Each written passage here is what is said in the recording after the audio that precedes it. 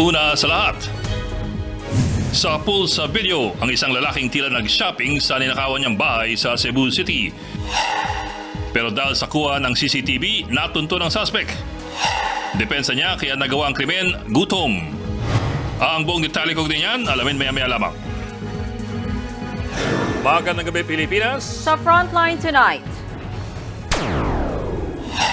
Vice President Sara Duterte kalaban ng bayan ng Turing sa mga kritiko ng confidential funds. Speaker Martin Romualdez sinagot yan. Sino po ito? Lang po, saglit, may ganda po tayong BI. Sino? BP, saglit lang po. VP Sara. So sinara niyo yung Commonwealth para dumaan si VP Sara. Dadaan lang po, dadaan lang, kukross lang po, kukross. viral video na yan ang umano'y istorbo sa traffic para makatawid daw si VP Sara pinabulaanan ng kampo ng bise. Para nagasa ng barko sa bangka ng tatlong nasawing mga isda malapit sa Baho de Masinloc, aksidente raw at hindi raw sinasadya. Bagyong Jenny, lumabas na ng Philippine Area of Responsibility pero may panibagong namataang low pressure area. Sa Frontline News Abroad, babaeng naipit sa ilalim ng daungan ng mga barko sa Amerika, sinagip. At sa ating pabaong pampa-good night, mga estudyante, kanya-kanyang para sa mga guro ngayong World Teachers Day.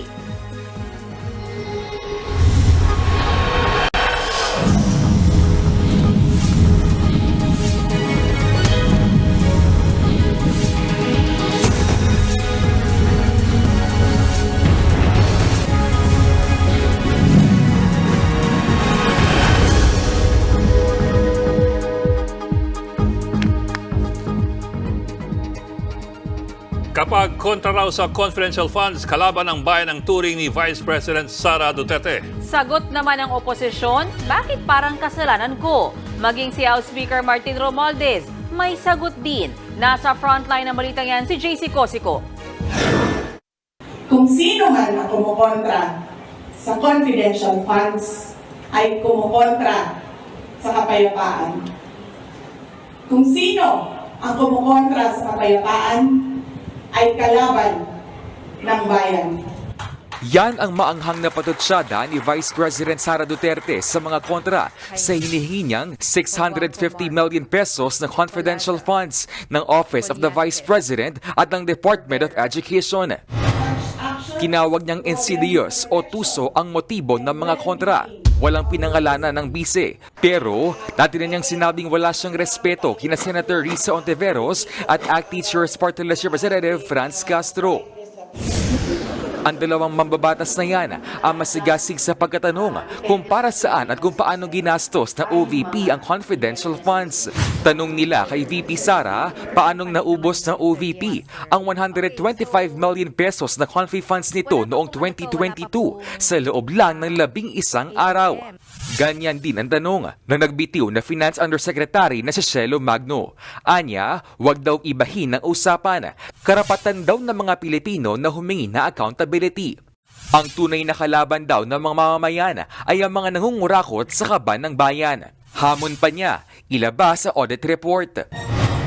Wala pa ring malinaw na paliwanag ang PISE sa pinagkagastusan na 125 million pesos na confi funds. Pero binigyang diin niya kahapon sa 122nd Police Anniversary na PNP Regional Office 13 Cebutuan City ang kahalagahan ng confidential funds sa seguridad ng bansa. Whether it is combating terrorism, tackling organized crime, or safeguarding the integrity of our nation, these funds enable our law enforcement agencies and intelligence bodies to protect our citizens effectively. They allow us to respond promptly to security threats, ensuring the safety of our people and the stability of our nation. May sagot din siya sa hininging resibo ng oposisyon sa nagastos na pondo sa loob lang ng 11 araw. It matters not whether it takes 1 day or 1 year of spending. What truly matters is the safety and security of our people. Sagot naman ni Castro, si VP Sara na nga ang gumastos na 125 million pesos sa loob ng 11 araw nang walang paliwanag. Tapos parang sila pa mga nagtatanong ang pinalalabas na masama.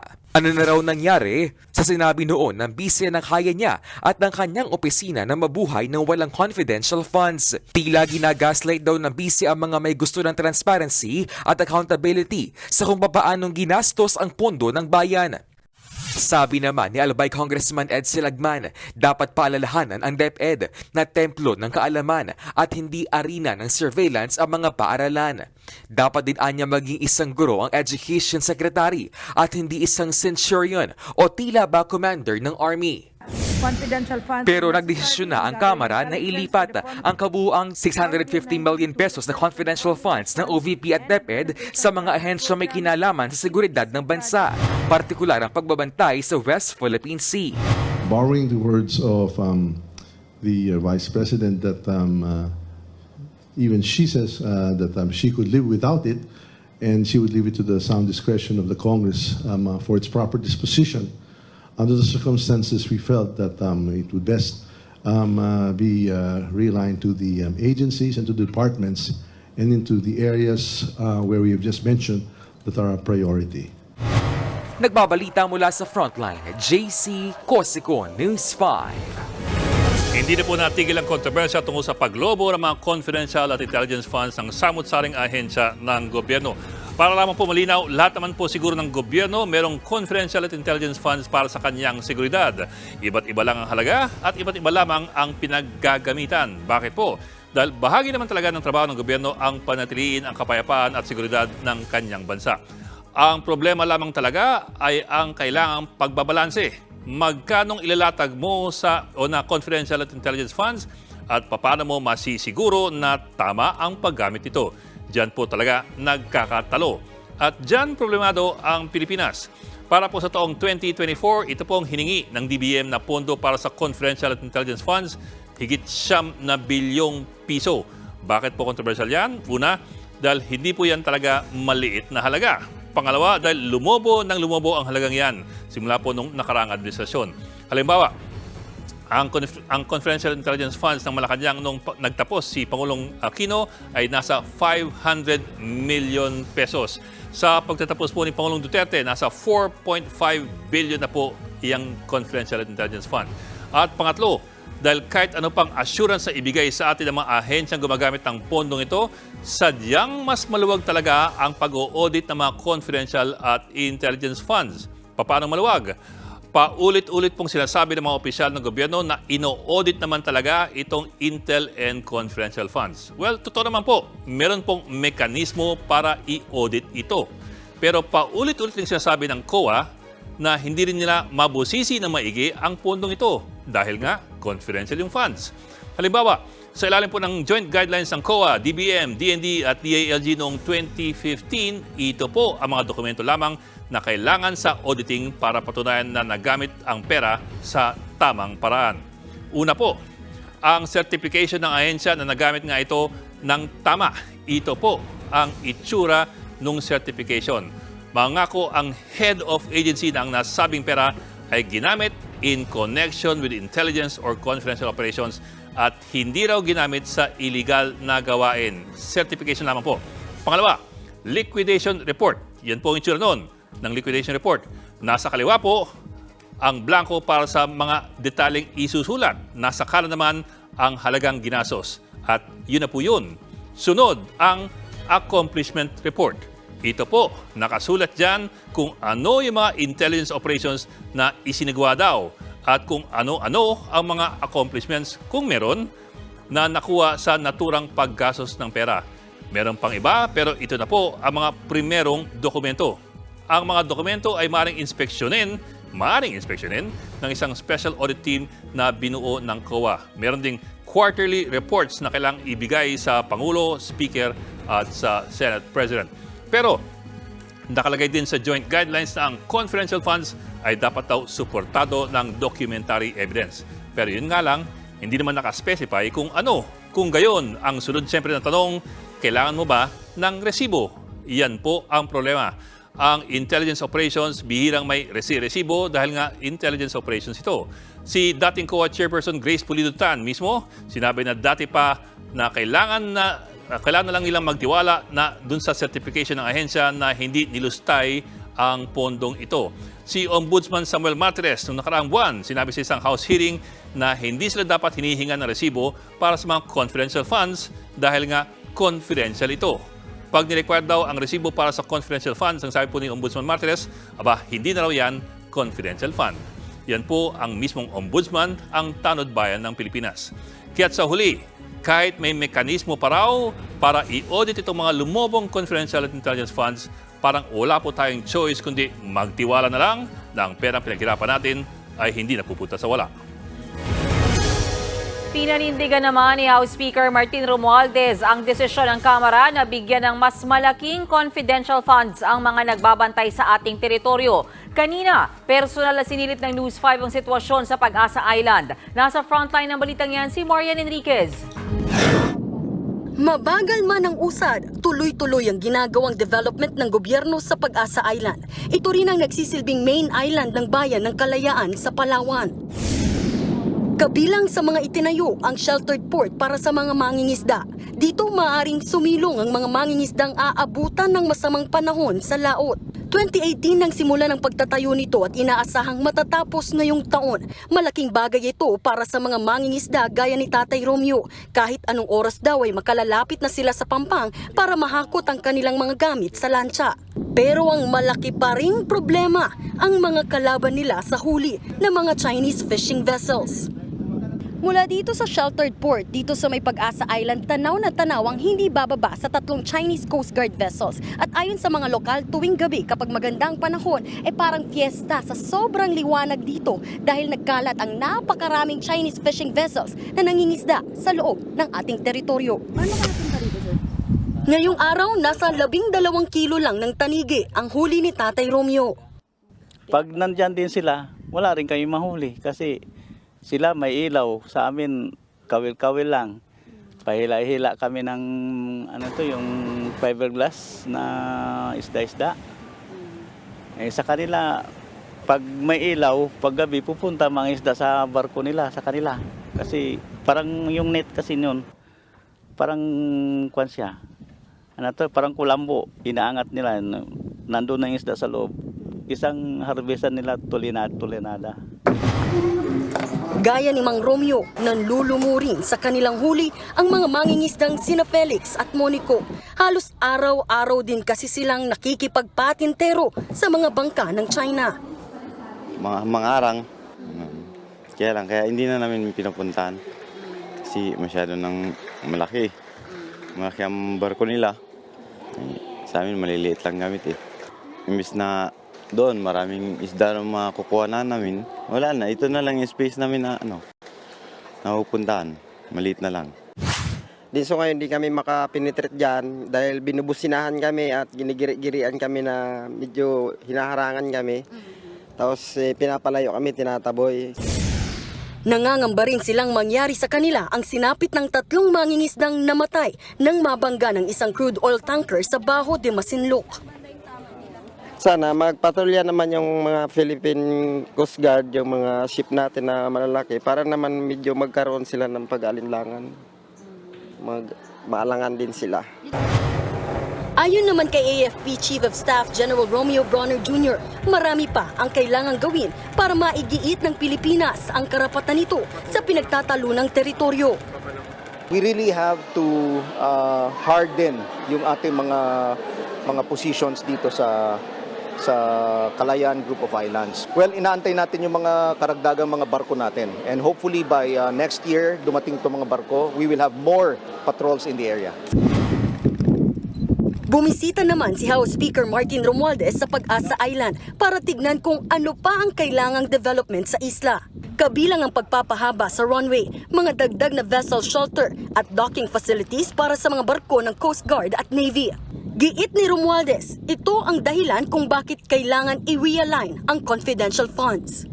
A portion of it that initially has been already decided to be allocated will be put in. But beyond that, mas malaki pa ang iniisip nating pondo para dito. Nagbabalita mula sa Frontline, Marian Enriquez, News 5. Hindi sinadya, yan po ang giniit ng Philippine Coast Guard sa pagbangga ng isang foreign vessel sa bangka ng mga Pilipino na ikinasawi ng 3 mga isda. Nasa frontline balitang yan si Jenny Doon. Alas 6 ngayong gabi, sama-samang dumating sa headquarters ng Philippine Coast Guard ang 11 mangingisdang nakaligtas matapos banggain ang kanilang motherboat ng isang foreign vessel malapit sa Bajo de Masinloc noong Lunes. Ayon kay Philippine Coast Guard Commandant Admiral Artemio Abu, hindi sinasadya ang nangyari. Accident po yan, wala namang nagkagusto. Sinigundahan naman ito ng isang survivor na si Johnny Manlolo. Mataas po siya na barko. Ang naaninag ko lang po, yung kulay pula po siya, sir. Pero malabo po. Nilinaw din ng PCG na walang kinalaman ng insidente sa nangyayaring tensyon sa West Philippine Sea. 180 nautical miles mula sa Agno, Pangasinan ang pinangyarihan ng banggaan at hindi sa Bajo de Masinloc. Base sa vessel traffic movement ng PCG, ang vessel of interest ay mula sa Marshall Islands at dumaong na sa Singapore kaninang alas 2 ng hapon. Nasa Port State Control ng Singapore ang mga opisyal ng PCG para sa investigasyon sa foreign vessel. Bago pumunta sa PCG, unang humarap sa alkalde ng Subic ang 11 survivor. Ipinaliwanag ng mga mangingisda na kaya sila nakaangkla sa lugar ay dahil andun ang kanilang mga payaw at maraming isdang nahuli doon. Daanan talaga ang lugar ng mga barko at malalaking bangka. Nakailaw naman sila at umaandar pa nga ang makina ng kanilang bangka. Si Mandy nagasugat pa sa paa. Kwento niya, nang tumaob ang bangka, natrap na siya sa loob. Pero sinikap niyang makalabas para masagip pa sana ang iba niyang kasamahan. Sumisid ako ng malalim, sir. Tapos? Hanggang sa nakalabas ako, paglabas ko nga, wala na, dumudugo na lang yung tenga ko kasi sobrang lalim nga eh. Tapos paglabas ko, nahanap ko yung kapitan namin. Kaming walang kain, walang tulog. Rin po, nakakuha namin yung kasama namin. Dahil sa nangyari, magsasampa ng kaso ang Subic LGU laban sa kumpanya ng crude oil tanker na Pacific Ana. Para sa kanila. And of course, syempre, para hindi na rin mangyari in the future, mag-iingat na yung mga barkong dumadaan dito sa atin. Nangako ang Subic LGU na tutulong sila para maiahon ang tumaob na bangka. Gusto naman ng mga asawa ng mga nasawing mangingisda na sagutin ng Pacific Ana ang pagpapaaral sa mga nauli ng anak. Sa linggo, ililibing ang 3 nasawing mangingisda. Nagbabalita mula sa Frontline, Jenny Dongon, News 5.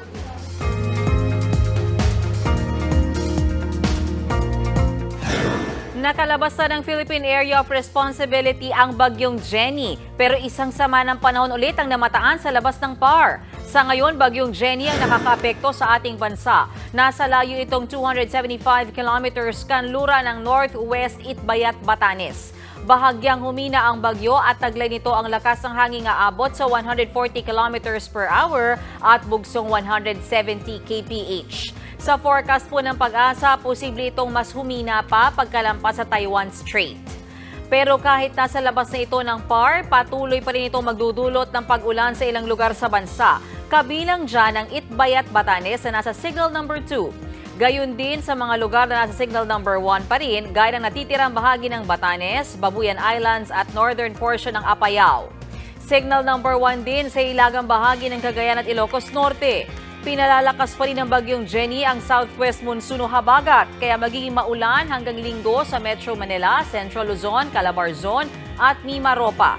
Binabantayan din ng isang low pressure area sa labas ng PAR. Wala pa itong direktang epekto sa ating panahon. Pero sabi ng Pag-asa, may tsansa ito maging bagyo pagpasok ng PAR sa Sabado o Linggo.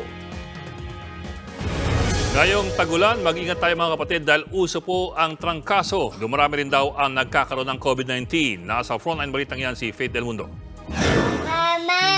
Labis ang pag-alala ng inang si Jessica Ramos. Simula pa kasi nung Sabado, pabalik-balik na ang lagnat ng kanyang 2 taong gulang na anak. Nagsusuka rin daw ang bata. Dinala na niya sa health center ang anak at nabigyan naman daw ng gamot pampababa ng lagnat. Pinayuhan na rin siya ng doktor na ipalaboratory test ang bata para matukoy kung may iba pa itong dinaramdam bukod sa trangkaso o flu-like symptoms. Pinahilot ko na rin siya. Nung pinahilot ko po, pagdating po ng gabi, lalo po siyang nilagnat, inaapoy po lalo ng lagnat. Sobrang nag-aalala, syempre kahit naman po sino magulang. nag-aalala. Tapos ayun, hindi mapakali kasi may ako po talaga niyayakap. Base sa datos ng Department of Health, as of September 16, nasa higit 130,000 na ang kaso ng influenza-like illness sa bansa. Mula August 20 hanggang September 2, 8% ang itinaas nito kumpara sa naunang 2 linggo. Kinumpirma rin ng DOH na bahagyang tumaas ang kaso ng COVID-19. Nasa 170 ang daily average cases ngayon. Pero kumpiyansa ang DOH na nananatiling nasa low risk ang health system ng bansa. Ayon naman sa eksperto, sadyang flu season ngayon lalo tag-ulan. Wala na rin daw kasing pinapairal na health restrictions di tulad nung kasagsagan ng pandemya. In season talaga siya ngayon, so we expect na dadami ang kaso. Ang flu cases kasi, we expect na matataas yan during the rainy season. May klase na tayo ngayon, tapos face-to-face na, and then medyo magkakalapit yan. So talagang mabilis makahawa.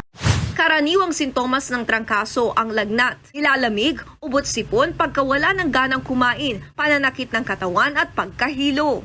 Payo ng doktor, mainam pa ring bakunado o may flu shots. Hindi lang mga bata at matatanda dahil kahit anong edad, posibleng tamaan ng trangkaso. Nagbabalita mula sa Frontline, Faith Del Mundo, News 5. Susunod, pulis na nagpatigil ng traffic sa Quezon City dahil daraan daw si VP Sara sinibak sa pwesto. Mga nang-hack ng PhilHealth website, nagdagdag pa ng mga in-upload na data sa dark web. At aktwal na video ng pagsagip sa babaeng naipit sa ilalim ng daungan ng mga barko. Magbabalik pa ang Frontline tonight.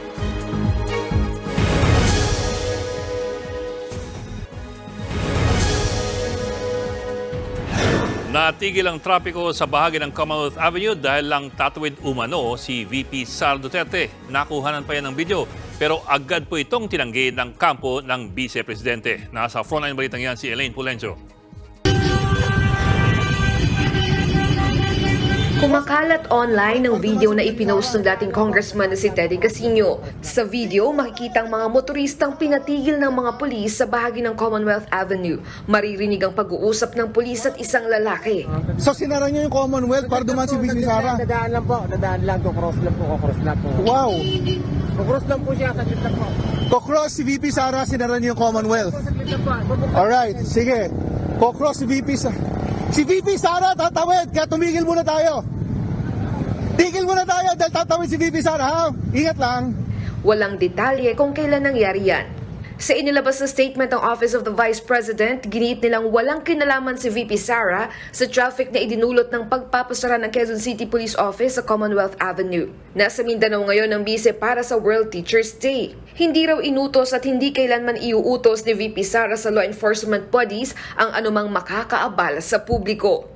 Kasinungalingan aniyang nasa viral video. Panawagan ng OVP, imbestigahan ito ng QCPD at panagutin ang lahat ng responsable. Nagsorry naman ang QCPD Station 14 at ang mismong pulis na nagsabing si VP ang dahilan ng traffic. Nag-ugat daw ito sa kalituhan at kakulangan ng judgment ng kanilang kabaro. Nag-overreact daw ang pulis dahil sa maling impormasyong narinig niya. Paglilinaw ng QCPD, walang engagement si VP Sara sa Commonwealth Avenue. Ang sinabi lang din naman daw ng pulis ay VP, pero ang uploader ang nagdagdag ng Sara. Nirelieve na muna ang pulis habang gumugulong ang investigasyon. Nagbabalita mula sa Frontline, Elaine Fulgencio, News 5. Balik na sa pamahagi ng driver's license card ng LTO. Ayon sa LTO, higit 1 milyong cards na ang i-deliver ng supplier. Matatanda ang pansamantalang nagbigay ng lisensyang papel ang LTO dahil sa kakulangan ng supply ng card. Ngayong may card na, binawi na ng LTO ang extension para sa pag-renew ng mga expired driver's license. Simula po bukas, unti-untiin ang pag-renew ng mga pasong lisensya noon pang Abril. In-upload sa isang website ang mga na-hack na datos mula po sa PhilHealth. Ang sabi ng DICT, nasa 600 gigabytes ang laki o dami ng uploaded na PhilHealth files. Nasa Frontline balitang yan, Camilo Samonte. Dito sa website ng Austin Corp, in-upload ang mga nahack na data mula sa PhilHealth. Mahigit 40 minutes ang video kung saan makikita ang mga ID picture, bank cards, detalye ng empleyado ng PhilHealth, mga resibo at ilang transaksyon ng ahensya. Nauna nang sinabi ng Austin Corp na galing ang mga material na ito sa Medusa Ransomware Group. In-upload ang mga datos 2 araw matapos mapaso ang deadline para sa hinihiling nilang 17 milyong piso. Sa naturang post, hinikayat pa ng grupo ang may gusto na i-download ang mga nakaw na datos. Sabi ng Department of Information and Communications Technology, higit 600 gigabytes ang mga file na in-upload ng grupo. Hanggang ngayon ay vini-verify pa nila kung ano ang kabuuang laman nito. Yung mga memos, let's call it working files, no? May mga nakita kami mga payroll, may mga nakita kaming pictures, may mga pictures nga ng mga ng mga GSIS cards, PhilHealth ID ng mga empleyado. Unfortunately, yung PhilHealth ID may picture, may address, may employee number, di ba? May mga worksheets na pinapakita yung mga transaksyon ng PhilHealth sa mga ospital, mga payment dues. Hindi naman daw apektado ang database ng mga member ng PhilHealth, pero may ilan daw na nailabas na transactional members information. Meron din mga members information, pero subset lang ito. Again, I would like to reiterate, yung mismong database kasi is ng mga PhilHealth members is not hit eh. Pero meron pa rin mga na-leak na mga members information. Nauna nang sinabi ni Undersecretary D na step-by-step ang hacking activities. Nasa stage 3 na raw ngayon ang ginagawa ng grupo kung saan ibibenta na mga nakaw na datos sa mga scammer. Kaya posible raw na maging talamak ang phishing attempts. Dahil nakuha nila yung personally identifiable information, kailangan nilang pagkapirahan pa rin, ibibenta pa rin nila ito sa mga scammers. Kaya from this day onwards, we're going to issue advisories to the public on how to safeguard themselves. Dahil nga sila na yung gagawing biktima ni Medusa eh. Tinutulungan na rin ng DICT ang PhilHealth sa pag-scan ng kanilang mga system para matiyak na secure na ito. Payo naman ng grupong Scam Watch Philippines, maging mapagmatyag sa mga natatanggap na text at email na may kasamang links. Nagbabalita mula sa Frontline, Camille Samonte, News 5.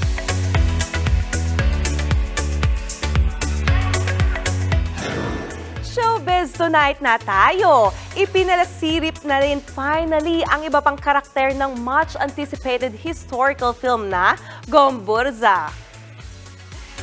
Sa inilabas na teaser photos, gagampanan ni Elijah Canlas ang karakter ng kapatid ni Jose Rizal na si Pasiano Mercado. Si Ketchup Eusebio naman ang gaganap bilang Francisco Zaldua. Si Archbishop Gregorio Martinez naman ang karakter ng batikang aktor na si Jaime Fabregas. Kasama rin sa cast si Epi Quizon bilang si Don Joaquin Padro de Tavera. At si 2022 Cinemalaya Best Actor Tommy Alejandrino na gaganap bilang si Felipe Buencamino. First ever collab project ng Jescom Films at MQuest Ventures ng MediaQuest ang Gomburza. Target itong maipalabas sa Metro Manila Film Festival this December. Yan muna ang showbiz update. Diyan lang kayo at marami pa akong chika mamaya. Susunod, akyat bahay sa Cebu City. Feel at home sa pagnanakaw. Rise inflation o bilis ng pagtaas ng presyo ng bigas, pumalo sa pinakamataas na antas sa loob po ng 14 na taon. At singer-songwriter na si Moira De La Torre nominated sa 2023 MTV Europe Music Awards, habang si Taylor Swift nakakuha ng pinakamaraming nominations. Tutok lang mga kapatid dito sa Frontline Tonight.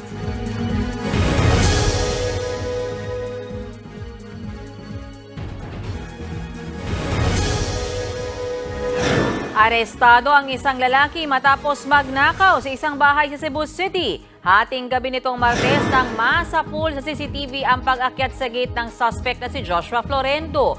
Namasyal muna siya sa loob ng bahay at saka kumuha ng isang bag. Pumunta siya sa kusina at isa-isang isinilid ang mga grocery items sa bag. Agad tumakas ang lalaki at dumaan pa sa gate na parang walang nangyari. Pero dahil nakuna sa CCTV, natuntun din siya ng mga otoridad at nadakip.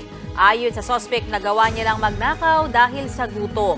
Pursigido pa rin ang pamilyang ninakawan na magsampa ng kasong robbery laban sa suspect. Pumalo sa pinakamataas na antas sa loob ng 14 na taon ang inflation sa bigas nitong Setyembre. Kasabay po nito, bumilis ang kabuang inflation sa presyo ng mga bilihin at serbisyo noong nakaraang buwan. Nasa frontline balitang yan, Shyla Francisco. Mismong datos na ng Philippine Statistics Authority ang nagsabi, mukhang hindi naging sapat ang price cap para kontrolin ang pagsipa ng presyo ng bigas. Nitong Setyembre, pumalo sa 6.1% ang inflation o ang bilis ng pagtaas ng presyo ng bilihin at serbisyo. Ito na ang pangalawang sunod na buwan na umakyat ang inflation. Malaki ang ambag ng pagkain at transportasyon sa pagsipa ng inflation. Katunayan, sa antas na 17.9%, tumungtong sa pinakamabilis ang rice inflation sa loob ng 14 na taon. At kahit may 41 at 45 pesos na price ceiling sa regular at well-milled rice na tumagal ng isang buwan, 5 piso pa nga ang iminahal ng kada kilo ng bigas. Sa pag-iikot din kasi ng Philippine Statistics Authority, nasa 20% lang ng mga tindero at rice retailers ang nakasunod sa price cap. Malayo yan sa sinasabi ng Department of Agriculture noong Martes na 80 hanggang 90% ang compliance o dami ng mga sumunod sa price cap. Nung first phase ng ating data collection, may mga outlets na nagsasabi na inuubos nila yung stocks dito sa regular and well-milled rice, kaya nagkaroon ng mas mataas na presyo doon sa karamihan. Hirit naman ang DA, baka lalo pang sumipa ang presyo ng bigas kung walang ipinatupad na price cap. Sa ngayon, kumpiyansa silang pababa na ang presyo ngayong dumarami ng supply dahil sa anihan. Sa tuluyang mapababa ang presyo, hinimok naman ng ilang agri-groups ang paglalagay ng suggested retail price sa imported rice. Hindi pa naman ito na pag-aaralan ng DA. Pero kahit mapababa ang presyo ng bigas, may ilang banta pa rin sa inflation o bilis ng pagtaas ng presyo sa mga susunod na buwan. Kabilang dyan yung taas singil sa ilang klase ng pagkain, pati na sa petrolyo na nararamdaman ng epekto ngayong bare months. Ngayong linggo lang, inanunsyo ng LTFRB ang pisong taas pasay sa jeep na epektibo simula October 8. Plus of course, may mga indirect effect yon sa ibang commodities na gumagamit ng transport. Plus of course, tumaas din kasi yung presyo ng LPG. There are threats to inflation, particularly on the food, saka yung ating housing, water, electricity. Tuloy naman ang pamimigay ng targeted assistance ng gobyerno para maibsan ang epekto ng inflation. Kabilang na ang food stamp program, fuel subsidies at cash subsidies sa Pantawid Pamilya Pilipino Program beneficiaries. Nagbabalita mula sa Frontline, Shyla Francisco, News 5. 50 million pesos. Yan daw ang hinihinging confidential fund ng Department of Agriculture para sa susunod na taon. Pero hindi pabor dyan ng ilang senador. Narito ang aking report. So, paki-cancel na lang, Huwag na kayo magka-confidential fund dyan. Pandagdag pa kayo. Last na naman po. 50 million is 50 million. That's a lot of money. Ito ang sagot ni Senator Raffy Tulfo sa hiling na 50 million pesos na confidential funds ng Department of Agriculture para sa 2024. Sabi ng DA sa pagdinig ng Senate Finance Subcommittee, balak nilang gamitin ang confidential funds para sa operasyon laban sa smuggling at price manipulation ng agricultural products sa bansa. Pero gate ni Senator Tulfo, may ibang ahensya namang nakatutok sa pagsugpo sa smuggling. So, bakit kailangan niyo pa po confidential fund kung smuggling pinag-usapan? Nandiyan naman po ang Bureau of Customs na meron din confidential fund. Mr. Senator. Sabi pa ni Senator Tulfo, ilaan na lang sa ibang ahensya ang hirit na confidential funds ng DA. Surrender niyo na lang po at ibigay niyo lang po sa ibang mga agency na nangailangan talaga tulad ng Coast Guard. Siguro kailangan natin dahil palaging nagkakaproblema tayo sa West Philippine Sea. So, solid niyo na lang yung confidential fund, yung kailangan yun. Pero gate ng liderato ng DA, kailangan talaga nila sana ng confidential funds para may magamit ang kanilang attached agencies. Gaya ng Bureau of Animal Industry, Bureau of Plants Industry, at Bureau of Fisheries and Aquatic Resources. We have quarantine powers under the Food Safety Law and the Price Act also, and even in the Meat Code, where we have the power for, we are mandated to conduct surveillance, market surveillance, and market inspection. Pero si Senator Cynthia Villar na siyang magdedepensa ng budget ng DA pagdating sa plenaryo, sinabing dapat makumbinsi ng ahensya si Senator Tulfo na huwag i-realign sa ibang government agencies ang confidential funds ng DA. I don't want to be answering Senator Tulfo because of your 50 million allocation. You be creative and give him the benefit of having that 50 million realigned. 167.5 billion pesos ang hinihinging budget ng DA para sa taong 2024. Kasama na rito ang confidential funds. Abangan sa Frontline News Abroad, babaeng naipit sa ilalim ng daungan ng mga barko sa Amerika, sinagip. At Hugot Queen at Pinay singer na si Moira de la Torre nominado sa 2023 MTV Europe Music Awards. Tuloy-tuloy ang balitaan dito sa Frontline Tonight.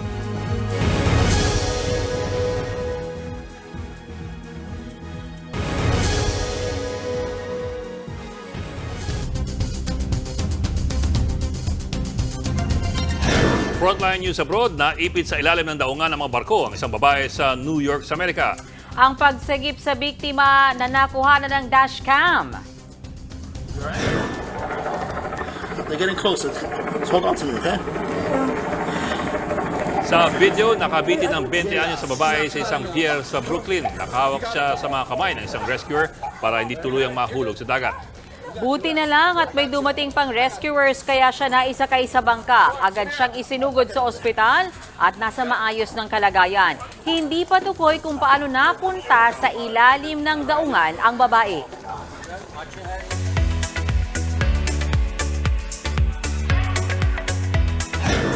Heto ang isa pang chika.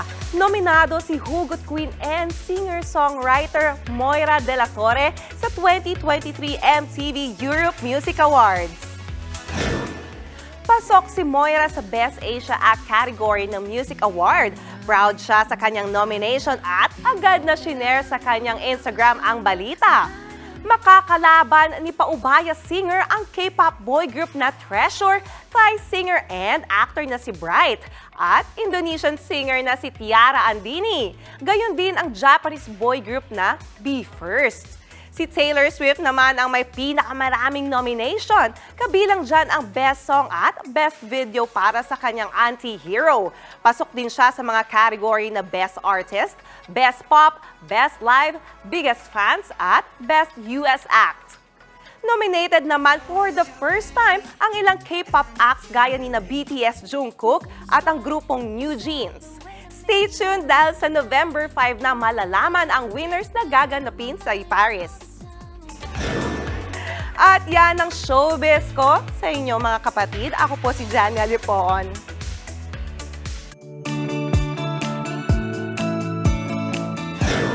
Bakit si Taylor Swift na nominate na biggest fans? Yeah. Maraming fans. Most fans, hindi Yes. biggest fans. Malaki. So yung biggest fans eh. Sorry, grammar Nazi. Nakuha ko pa yun, ha? Ikaw ba Sige. ha? Sa ating papawang Pampa-Good Night, mga magigiting nating guro ang bida ngayong araw. Kanya-kanyang pakulo naman ang mga estudyante para i-surprise sina ma'am at sir. Narito ang report. Bida ang mga special education o SPED teachers sa EAT segment na babala. Huwag kayong ganun! Kasama si Teacher Jazz na ibinahagi ang pagiging close sa mga estudyante. Marami ng pagkakataon sa buhay ko na gusto kong umalis doon kung nasaan man ako. Pero kasi yung reason ko talaga kaya ako nagsistay is nakikita ko yung development ng mga students ko. Dati, elementary lang yung meron sa school namin. Tapos, isa lang si Teacher Jazz sa mga magigiting na guro na deserve ng spotlight ngayong World Teachers Day. Kanya-kanyang surprise gimmick din ang mga estudyante.